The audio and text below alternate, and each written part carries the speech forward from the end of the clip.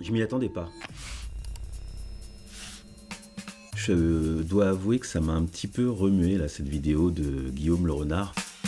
Parce que ça m'a beaucoup rappelé des choses que j'ai vécues dans ma vie. Et je crois que profondément, ça m'a donné envie de me remettre à travailler plus sérieusement. Parce que j'ai pris une sacrée claque. On est parti. Je pensais suivre mes rêves. Oh, J'ai jamais autant travaillé de ma intéressant vie. ça. Ah, j'aime bien. Pourtant, La vache. j'ai jamais été autant dans la merde. Ah, trop bien. Et vivez de votre passion, qu'ils disent. Il y a un truc que j'aime beaucoup, c'est le fait, voilà, on va montrer des choses sur son écran et en fait on va le filmer. Ça j'aime beaucoup, ça change un peu de. On a screené avec OBS, c'est bien, c'est de la 4K, mais en fait c'est très plat et au final c'est pas très joli. Et il y a les gros plans. On est très très proche, très très serré et ça ressemble beaucoup à ce que moi j'aime faire. Le petit sens du détail, voilà, au lieu de juste montrer comme on fait souvent, hein, si vous regardez beaucoup de vidéos sur YouTube, vous allez constater que les gens souvent quand ils se filment, eh ben ils sont assez loin comme ça dans le cadre. Ils sont un peu éloignés, et que moi, par exemple, j'ai tendance à être très très proche, à faire des plans sur les yeux, tout ça, et voilà, dès qu'on est un petit peu macro comme ça, moi, ça me plaît, je trouve ça plus joli, ça fait plus cinématographique, ça fait des images plus riches, et surtout, il y a une très très bonne rupture, Été autant dans la merde. et je pense qu'il a posé tout de suite le truc qu'il va essayer de démonter là-dedans, c'est le suivez vos rêves. Bah oui, parce que souvent le métier passion, quand tu suis tes rêves, effectivement, il a raison, c'est la merde. À 23 ans, j'avais un job de développeur dans une start-up, payé 40 000 € l'année. Ouais, voilà, c'est intéressant, hein. Tout était tracé. Toute cette façon de J'étais filmer destiné les écrans, à être là, le roi du pétrole, et très, très j'ai bien. tout quitté pour faire ce que je croyais être mon rêve. Puis les plans ils sont travaillés et tout ça. Et les musiques, c'est de la musique commerciale ça. Au revoir la monétisation. Mon vrai rêve à moi, ça a toujours été de faire des vidéos sur YouTube. Déjà là on a dit un truc parce que au début il dit suivez vos rêves, qu'il disait. Mon vrai rêve à moi ça a toujours été de faire des vidéos sur YouTube. Donc je vais poser la question, est-ce qu'il va suivre son rêve? À 23 ans, me voilà diplômé avec un job à plus de 3 000 € par mois dans une start-up. La vie de Job rêve. dans lequel je finirai finalement par burn-out. Voilà, ok, très bien, parce qu'il a amorcé le burn-out avec le battement de cœur qu'on entend. Moi, je suis au casque, j'entends bien, c'est bien mixé. Et il y a ce truc de dire, voilà, j'ai coché toutes les cases, j'ai fait des études, j'ai eu mon diplôme, j'ai eu le bon boulot, j'étais payé correctement, je gagnais 3000 balles par mois, et... Alors, qu'est-ce qui se passe derrière? Je comprenais pas le sens de me lever tous les matins, m'asseoir à un bureau toute la journée, Ah, c'est bizarre, puis ça. rentrer chez moi à 20 h. Ouais, ça c'est bizarre, ça c'est un truc en général qu'il faut éviter de faire. Il est présent avec nous en voix off, et là il est présent avec nous à l'image. Pendant un petit moment, on se demande si le son qu'on entend c'est pas le son de l'image, parce que comme c'est lui qui est en train de parler à l'image. Donc ça c'est toujours un peu gênant. Soit faut montrer un plan où il parle pas, où il est un petit peu introspectif et tout ça, et puis il y a la voix off, et comme ça on a l'impression que c'est ce qui se dit dans sa tête. Soit ce plan-là, moi je l'aurais ralenti. Comme ça on aurait vraiment eu un détachement entre la voix off et l'image. Peut mieux faire. Puis un jour, je rencontre burn-out, ma quoi. copine et elle me dit qu'elle veut devenir digital Ah. nomade. En gros, le principe, c'est de pouvoir travailler un peu de n'importe où, tout en voyageant. Bon, sur le moment, je réalise pas vraiment ce que ça implique, mais je décide quand même de jouer le jeu. Et quelques mois plus tard, Il est Voilà bien ce quelques plan. jours. J'aime beaucoup ce plan. Il raconte beaucoup de choses hein, déjà, parce qu'il y a ce côté du gars tout seul devant son ordinateur dans une pièce où c'est un peu le bordel, et en même temps le seul puits de lumière c'est l'ordinateur, et ça l'éclaire lui, et du coup ça l'isole énormément, donc il y a le côté, il est seul dans sa barque. départ pour notre première destination, la Suisse. Il part vivre la vie de digital nomade, qui ne sera sans doute pas du tout ce qui était marqué sur la brochure, je suppose. C'est parti. Et c'est Et à ouais. ce moment-là, sans pouvoir Petit changement d'axe. Bon, le plan est très joli. Hein. Enfin, j'aime bien parce que vraiment il y a des yeux, tout ça. Moi j'adore ça. Si vous me connaissez, j'adore ça. Puis il y a ce plan un peu décadré et tout. C'est très esthétique. Il y a juste un petit truc qui me dérange. Parce que vous me connaissez avec mes histoires de certaines règles et tout ça, c'est que là, il a franchi l'axe, il a pété la règle des 180. Comme il est tout seul et qu'on est dans un espace qui est un petit peu indéfini, on s'en fout un peu. Donc on n'a pas complètement perdu la notion géographique. Mais normalement, on évite de faire ça. Il aurait pu avoir le même plan dans le même axe. Là, on a changé. Mais le plan est tellement joli que ça marche. Hein. après toutes ces années, j'allais prendre ma revanche. Petit Et j'allais raccord. devenir monteur vidéo sur Ta-ta-ta. YouTube. Ta-ta. Putain, les musiques, c'est trop bien.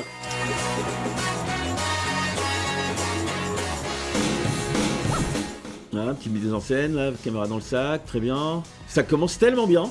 J'ai commencé par m'inscrire C'est sur très très intéressant. Hein. freelance. Il y a plein de bonnes idées. Hein. Petite mise en scène un petit peu, tout ça, mais c'est une bonne façon de raconter ça, hein, d'avoir l'écran comme ça. Bon là c'est du screen.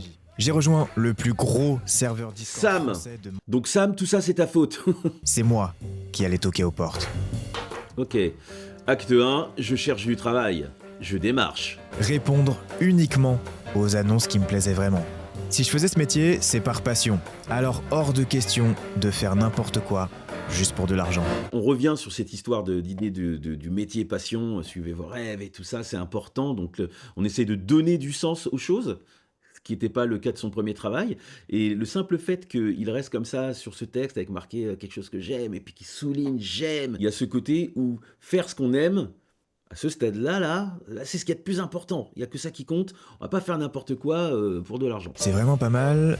Je vais te faire continuer la vidéo. Yes. Ah. C'est quoi ton prix? Ah, cette question de merde. Ça, c'est la question. Ah, l'enfer. Moi, je suis intermittent, mais je l'ai pas toujours été. Puis, avant d'être intermittent, j'avais quelques clients comme ça que je prenais dans les entreprises pour faire des films instit. Il y avait cette putain de question de merde. C'est quoi ton prix? T'es là, tu fais attends. Si je demande trop cher, ils vont me dire non et je vais passer pour un crevard. Mais si je demande pas assez, je me sous-vends et je vais passer pour un idiot. Et du coup, t'es là et tu sais que eux, ils jouent un petit peu avec ça. Parce que eux, d'entrée, ils savent combien ils veulent bien payer. Mais ils te mettent dans cette position à la con plutôt que de poser le truc. On va voir comment ça se passe. Ok, allez, faut tenter un truc. C'est trop vrai ça, à ce moment-là. Tellement ça. Et tu mets un truc en disant ça passe ou ça casse.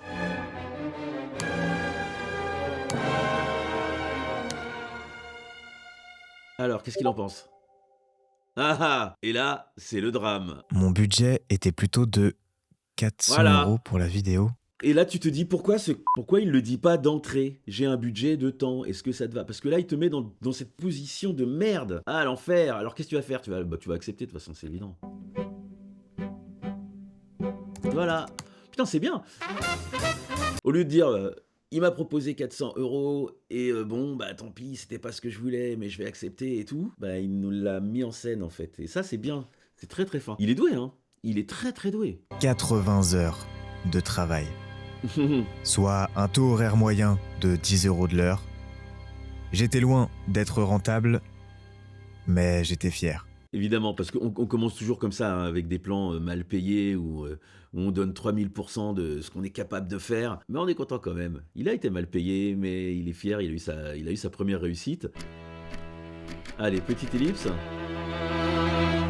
Cette vidéo que vous regardez là, elle m'a pris plus d'1 an. D'accord, donc l'ellipse, c'est pour dire tac, tac, tac, tac, tac, 24, 2 ans, machin truc. Donc on est revenu aujourd'hui. Donc là, c'est lui aujourd'hui.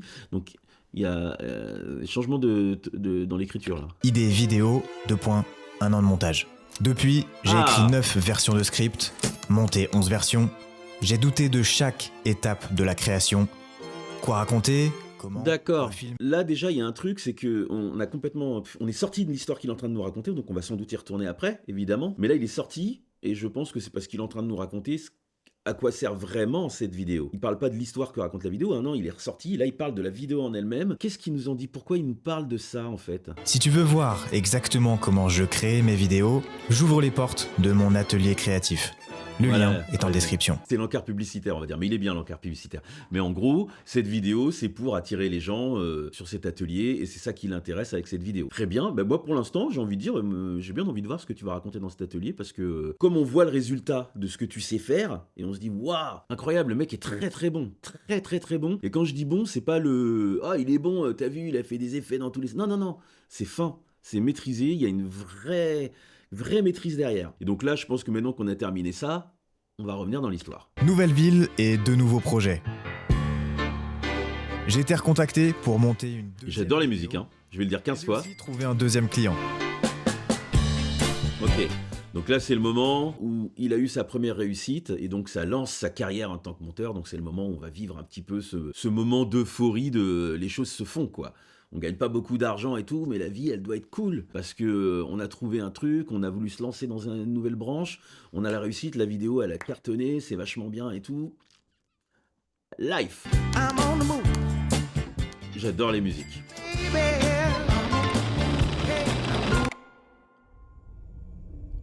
Jusqu'à ce qu'on arrive en août. C'était la fin de l'été, j'étais de retour chez mon père. Là, c'est le moment, et là, c'est le drame. On a eu cette envolée et tout ça, et donc il faut une péripétie, il faut qu'à un moment ça se casse la gueule. Problème, qu'est-ce qui se passe? Et j'avais Ça a l'air dépensé grave, presque tout mon argent. Ouais, ok, tu vivais à perte. Mais cette fois-ci, des amis allaient se marier en Chine. Et ils nous invitent pour 1 mois de Ok, voyage nouvelle à boucle. travers le pays. On serait 20 pour un mariage local. C'était le voyage d'une vie. Donc c'est important, mais t'as pas Tout d'argent. ça allait me coûter entre 3 000 et 4 000 euros. Là, du coup, ouverture de nouvelle boucle, mais paf, du coup, je me suis ruiné, j'ai plus d'argent, et c'est là qu'on me dit que il faut que je trouve 4000 balles pour aller faire un voyage en Chine. Donc, étape d'après, go trouver 4000 balles. Allez, objectif 4000 balles, let's go! Let's go! Si jusqu'ici, j'avais été très sélectif sur le choix de mes projets, j'avais aussi bien compris que faire le difficile ne rapportait pas d'argent. J'adore ce plan. Vraiment, il a un vrai talent. Là, pour le coup, bon, vous me connaissez, je suis quand même plutôt bienveillant et tout ça. Mais là, je suis vraiment très, très, très impressionné par ce que je regarde parce que depuis le début, entre le montage lui-même, le rythme, parce que souvent, les gens, quand on leur dit, ouais, il faut un montage rythmé, ils confondent ça, hein, le rythme et la vitesse. Donc, ça va à fond les ballons et tout ça, on n'a pas le temps de respirer et tout ça. Là, non, là, c'est vraiment le rythme. C'est-à-dire qu'il y a des changements dans le rythme. Il y a des moments où c'est péchu, tac, tac, tac, coup, paf, on pose le truc, on casse l'écriture, on recommence, on tourne et on laisse vivre. On a le temps de déguster les musiques, on a de la chance parce qu'en plus elles sont vraiment bien. Mais du coup, c'est le moment où je vais être obligé de vous demander de penser à nous et de vous abonner à la chaîne pour que je puisse payer les monteurs. Quel intérêt de faire un travail passion qui a du sens s'il ne me permet pas d'en vivre ?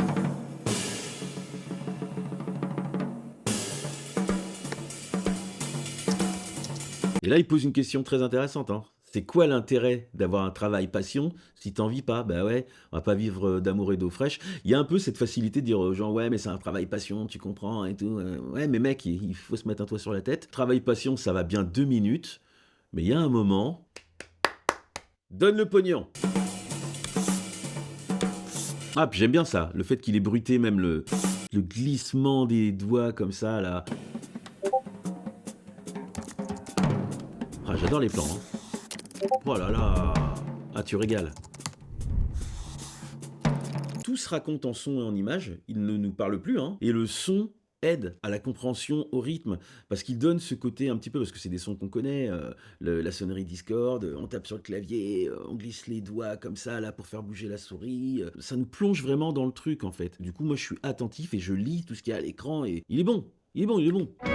Exactement. Est-ce que tu serais dispo pour venir 8 jours à Montpellier ?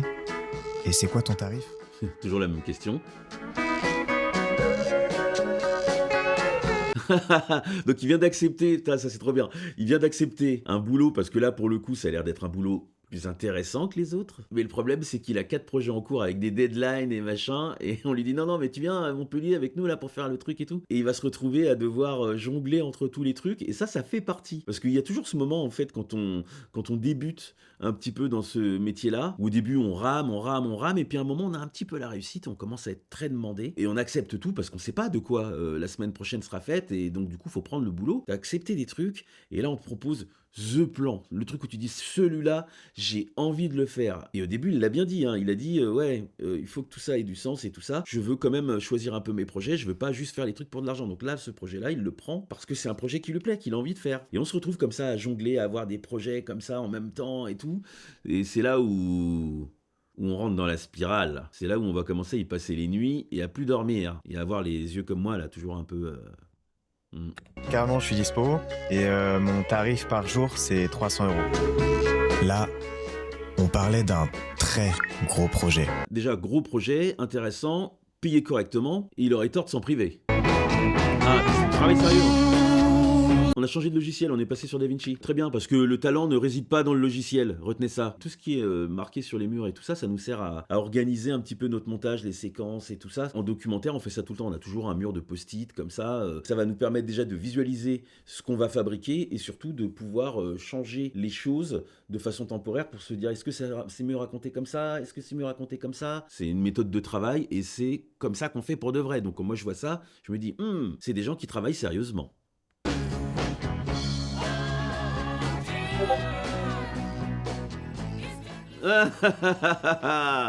Et la réalité te rattrape toujours.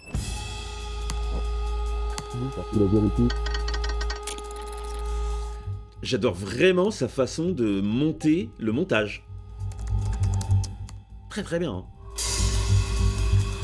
Ah, la liste de modifs. Ça fait partie du truc aussi, c'est qu'on est là, on a le client qui nous donne une deadline et tout, on lui envoie la vidéo, et puis là il arrive fait ouais c'est bien, mais... Et puis il t'envoie une liste de modifs longue comme le bras, et quand tu crois que c'est fini, bah non, il y en a encore. On est en retard.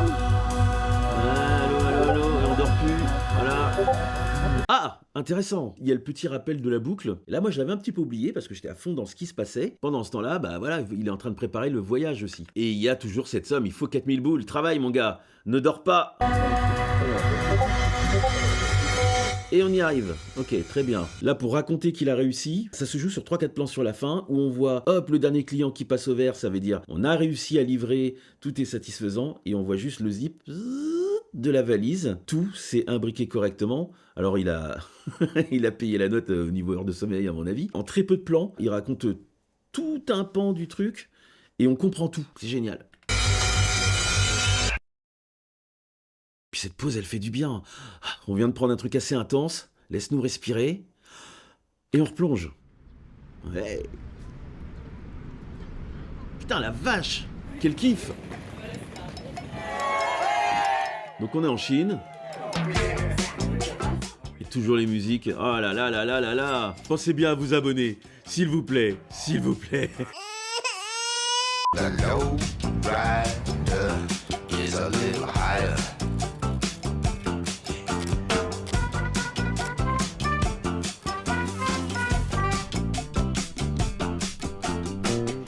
Puis laisser vivre un peu la musique comme ça, c'est bien aussi. Hein. Les gens, ils mettent des musiques que comme un tapis. La musique, elle fait pas partie intégrante de ce qu'on raconte. Elle est là un petit peu pour qu'il n'y ait pas de silence, en fait. Là, c'est pas le cas. Hein. Là, elle est mise en avant, on en profite, on en joue. Un montage, c'est aussi ça, quoi. Il faut mettre de la musique, il faut que la musique, elle nous mette des claques. Donc là, ça marche. Moi, je valide 300%. Surtout que c'est pas facile. C'est un moment de galère quand on te dit bon là maintenant il faut trouver les musiques et tout ça. Là t'as le catalogue en ligne, tu regardes et les musiques elles se ressemblent toutes. C'est ça qui fait qu'à un moment un peu par fainéantise on se retrouve à faire bon bah je vais prendre une musique un peu lambda, pas de prise de risque et on va pas mettre trop d'intention dans la musique, on la mettra derrière parce que c'est pas grave. Là c'est pas du tout ce qu'il a fait. On sent vraiment l'œuvre très très personnelle. Bah écoute mec, on a les mêmes goûts musicaux je crois, hein, parce que franchement c'est très très bien. Ok, on quitte la Chine, direction la Thaïlande. C'était sur la route pour rentrer. Et franchement pas très cher. La maturité. Donc la maturité, ça veut dire qu'il va se passer un truc, parce que là, on était un peu dans le deep, hein, on était dans le moment où il prenait sa claque et tout ça dans la tronche. La maturité, ça veut dire qu'il va y avoir une grande leçon de vie. Mais après plus d'1 mois de silence radio à faire le mort, les gens en place. Plus personne n'avait besoin de moi. Hein ? C'était le retour à la case départ. Quand on est indé comme ça, ou intermittent comme moi, on a ce truc à un moment où on a cette peur qui est là tout le temps, qui est est-ce que je vais avoir du travail demain et tout, et c'est ça qui nous force à accepter un peu tout ce qui tombe. T'as presque peur de prendre des vacances parce que tu te dis attends, si je prends des vacances et que je refuse du boulot, on va m'oublier, on va prendre quelqu'un d'autre et tout. Moi dans les faits je l'ai jamais vécu, j'ai eu cette peur mais je l'ai jamais vécu et j'ai même pu me permettre de prendre des périodes de 3 mois de vacances et quand je revenais je passais un petit coup de fil en faisant je suis rentré et on me redonnait du travail.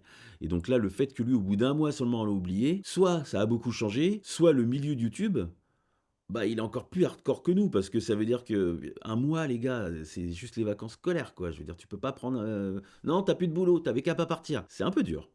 Ok. Ah, mais il y a quand même du boulot. Elliot tournait plusieurs vidéos d'un coup, il m'envoyait les rushs, et ensuite, c'était à moi de me débrouiller pour sortir 4 vidéos par mois. T'as un emploi régulier. Donc c'est bien.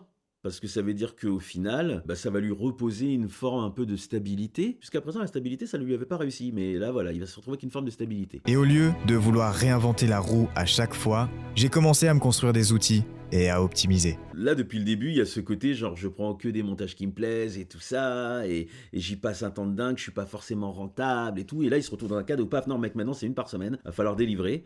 Et le problème, c'est que sa façon de travailler fait que, bah, en fait, il risque pas d'y arriver. Donc maintenant, il va falloir travailler de façon professionnelle. Le métier passion devient une vraie profession. Parce que le montage, les gens s'imaginent que juste on s'amuse, on fait des clics et tout ça. Moi, par exemple, la grosse différence entre moi et beaucoup de gens qui sont aussi talentueux, voire plus talentueux que moi, c'est que moi, je suis très professionnel. J'ai une méthodologie de travail qui est répétable et qui fait que quand j'arrive sur un nouveau projet, quand je m'assieds, je sais comment je commence, je sais où je vais, j'ai des rails, je vais pouvoir faire le truc. Et par-dessus, j'essayerai de mettre un petit peu d'artistique, mais j'arrive pas en mode footrack, genre je suis un artiste, je fais comme ça et tout. Et puis du coup, on tient pas les délais, on se prend la tête dans le mur et tout. Il y a des clients avec qui tu peux pas te permettre ça. Donc si tu veux garder ton boulot et si tu veux être demandé, il faut leur donner cette assurance que quand on te prend toi, le client il est serein, il est dans un fauteuil. Et donc là, c'est ce qu'il est en train d'apprendre à faire. C'est juste du chaos, un peu romantisé. Et j'en ai pas parlé, mais depuis le début, bon alors il n'y a pas de plop, j'ai pas eu de plop, et j'aime pas, moi, les plops, mais il y en a pas eu, mais c'est bien mixé, en fait. J'ai pas eu de moment où je me dis, ah là, et tout. En fait, techniquement, c'est perfect. C'est perfect. Je trouve rien à redire, donc j'analyse presque pas vraiment le montage en lui-même. Je passe mon temps à juste dire ce que je vois. Mais c'est parce que c'est parfait en fait, hein. Très très beau boulot, hein. Très bon monteur, mais là du coup c'est pas que du travail de montage, hein. C'est un bon réalisateur aussi. Les images elles sont bien, la narration, l'écriture c'est bien. Là c'est mon moment, je passe de la pommade, hein. Tant pis, il faut le faire à un moment, mais il faut le dire. Là, quand je vois un truc comme ça, là, je trouve ça vraiment exceptionnel et je m'attendais pas. Je réalise qu'il était temps de grandir.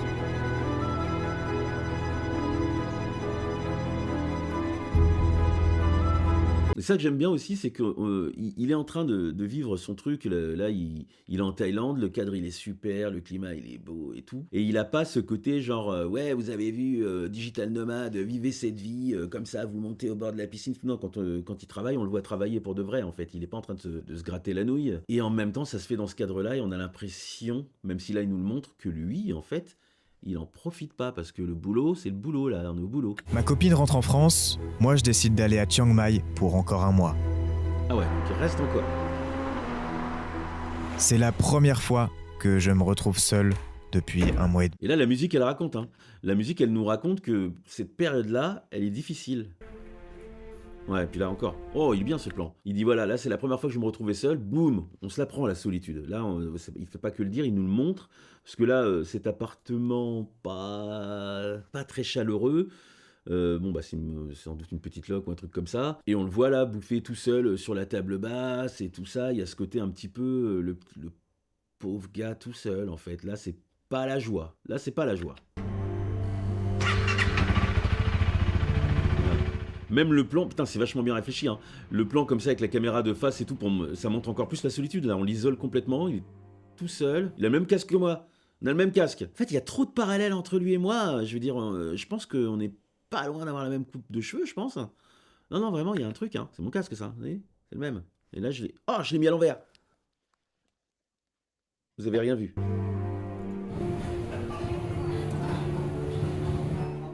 Et voilà, et il mange tout seul. Il fait son sport. Ouais, ok.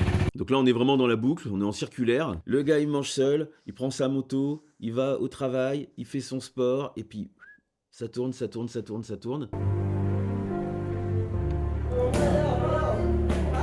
Mais il gagne de l'argent, ok. Et il mange des nouilles.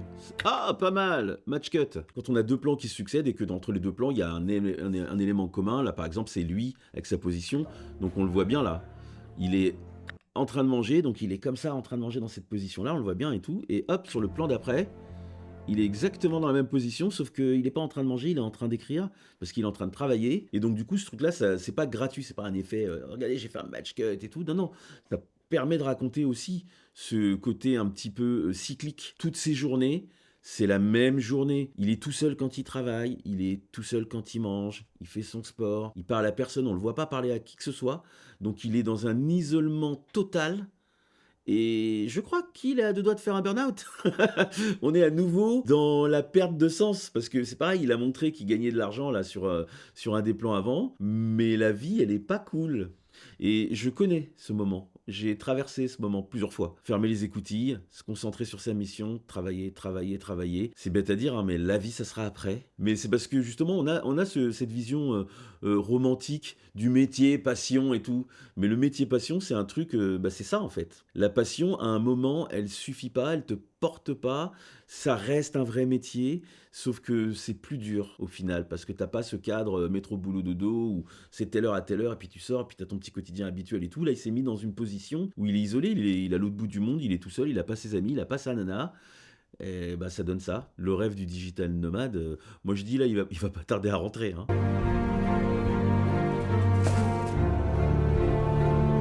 L'effort n'est même plus fait en fait. Tout à l'heure, on avait un parallèle entre lui qui travaille et lui qui mange, ces deux moments séparés et tout. Et là, les moments, ils ont fusionné. La vraie vie du monteur, ça donne souvent ça à un moment, hein. Le lit, il est pas fait derrière et tout. Il prend même plus le temps de se raser ni de s'habiller. Voilà, c'est quoi la vraie vie du monteur. Un vrai monteur, sa vie en caleçon. On va dire au revoir à cet appartement. Yeah. Let's go. En fait, je 13e vous ai mois. menti. Ouais, j'étais en train de me dire, parce que quand on est arrivé à 13e mois, je me dis, il avait dit qu'il il a essayé de vivre de sa passion pendant 365 jours. 13e mois, on a passé l'année, hein. Donc ça veut dire que c'est le moment, on va reboucler sur le truc du début. Je vous ai surtout caché quelque chose. Quand je suis arrivé en Suisse, j'ai commencé à filmer un peu mon quotidien sans trop savoir ce que j'allais en faire. Donc du coup, renversement de truc. Donc au début, il a dit, ouais, j'essaie de vivre de ma passion, mais j'ai arrêté, c'est le titre, hein. Et là, tout à coup, il fait, en fait, je vous ai menti. Quand j'ai commencé à tourner et je me suis menti aussi à moi. Puis je me suis pris au jeu, au point de créer une autre chaîne YouTube, secrète, dans laquelle je voulais documenter mes avancements avec 0 abonnés. La boucle est bouclée en fait, parce que au tout début, il disait, moi j'ai toujours voulu être youtubeur, et en fait là, il est parti vivre sa vie de monteur et tout. Et en fait, il a commencé à tourner la vidéo qu'on est en train de regarder. Il a créé une chaîne YouTube secrète, et en fait, il réessaye d'être monteur en fait. C'est ça l'histoire, c'est que depuis le début, son rêve, il a pas changé. Que toute cette aventure de freelance était peut-être juste une excuse. Une excuse pour refaire des vidéos. Voilà, donc j'ai m'a raison. simplement rappelé que mon rêve à moi, ça a toujours été de raconter mes propres histoires. Oh, c'est beau. Et qu'il est temps de vivre de mon rêve. Ok. Je vais m'abonner, t'inquiète pas mon coco. Alors, qu'est-ce qu'elle raconte vraiment, cette vidéo? À première vue, elle nous vend l'histoire assez simple, hein. J'ai tenté de vivre de ma passion et j'ai tout arrêté. Donc forcément, nous, là, on s'attend à un échec, à quelqu'un qui a quitté son job stable, 40 000 € par an, 3 000 par mois, et qui s'est planté en poursuivant ses rêves. Mais je crois qu'en réalité, c'est pas complètement ça. Moi, ce que je vois, c'est l'histoire d'une chenille. La chenille et le papillon. Tu sais, la chenille qui, depuis le début, est destinée à devenir un papillon. C'est pas une transformation accidentelle, hein. C'est pas un truc qui arrive par hasard, en fait. C'est déjà là dès le départ, en filigrane. Au début, tout est propre, tout est carré. J'ai un diplôme, un salaire confortable, la trajectoire logique, j'ai coché toutes les cases. Sur le papier, c'est la réussite et paf, le burn-out. Et là, le conflit, il apparaît. La sécurité, en fait, elle a aucun sens. Et en fait, je crois que c'est ça qui est fort. Parce que on parle plus juste de montage ou de freelancing, en fait. On parle d'un truc universel. Ce moment où tu te rends compte que tout va bien, sauf l'essentiel. Et c'est là que la chenille, elle commence à ramper. Donc après, il y a le moment où il part en Suisse, sans économie, sans plan. C'est le basculement brutal, en fait. On passe en mode survie, un peu. Et d'autant plus que la réalité, elle le rattrape, hein. 400 balles, 80 heures et tout, c'est un peu la loose. Et là, tu te rends compte que la passion, ça suffit pas. En fait, il reste dans l'ombre à monter pour les autres. Et autour de ça, il y a une sorte d'instabilité constante là, entre les voyages en Chine, pas d'argent, tu vois, et ensuite le retour, où il n'y a pas de clients. Au début, ce chaos, il a un côté presque romantique, mais ça marche pas. Et donc à un moment, ça devient trop, et c'est là qu'il comprend le truc essentiel. Tu peux pas juste être un artiste, en fait. En fait, il faut mettre un peu de structure, tout ça, sinon tu vas aller nulle part. Il faut devenir un professionnel. Et je crois que c'est ça, en fait, qui m'a fasciné. C'est que derrière ce qui ressemble à une forme d'errance, en fait, hein, en vrai, cette vidéo, c'est un travail énorme. Et il le dit, hein, c'est un travail de production, 9 scripts, je sais plus, là, 11 versions de montage. Donc il a beaucoup bossé. Et ça change complètement la façon dont j'ai vu la vidéo. C'est plus une vidéo classique et tout ça, là. En fait, c'est une vraie démonstration de discipline. Le côté chaotique dont il parle, en fait, il a fait place à une méthode solide. Et puis, il y a ce moment-là, quand il avoue qu'il a une chaîne cachée, là, le mensonge et tout ça, c'est super important parce qu'en fait, ça montre que depuis le début, il savait. En fait, il voulait pas être monteur. Lui, ce qu'il voulait, c'était raconter ses histoires à lui, depuis le début, depuis tout petit. Du coup, arrêter le montage freelance, c'est pas un échec, en fait. En fait, il s'éloigne pas de sa passion. Il s'en rapproche. Enfin. Et en ça, en fait, il travestit la promesse de départ. Et si la vidéo, en fait, je l'ai trouvée aussi bien, c'est ça, en fait. C'est parce que elle est honnête et authentique. Et c'est assez rare. Le mec, il montre ses doutes, les échecs. Mais il a une putain de maîtrise narrative. Putain, c'est construit trop bien. Et surtout, on se reconnaît dedans. Au fond, cette histoire, elle dépasse largement son cas. Je me suis reconnu complètement. De ce moment où tu comprends que ce que tu fais aujourd'hui, là, c'est peut-être qu'une étape vers ce que tu es censé devenir. Pour y arriver, il va falloir du temps. Il va falloir accepter les doutes. Parce que la création, en fait, c'est lent et c'est exigeant. Mais si tu tiens assez longtemps, ça devient quelque chose de...